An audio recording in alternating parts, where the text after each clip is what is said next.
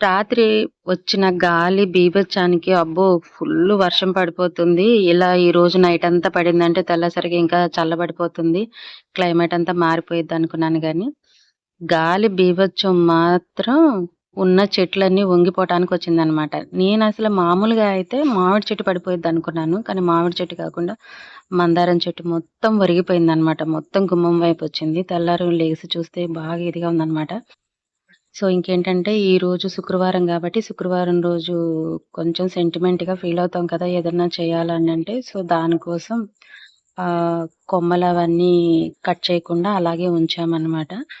So, అదీ కాకుండా ఈరోజు ఇంకొక ముఖ్యమైన విషయం చెప్పడం మర్చిపోయానండి. ఈరోజు వెంకటేశ్వర స్వామి జన్మ నక్షత్రమైన శ్రవణ నక్షత్రం సందర్భంగా ఈరోజైతే పూజ చేసుకున్నాను. ఫ్రైడే కదా! అందులో స్వామివారి జన్మ నక్షత్రం స్పెషల్‌గా పూజ అని ఏమీ లేదు. నార్మల్‌గా చేసుకున్నట్టే చేసుకున్నాను.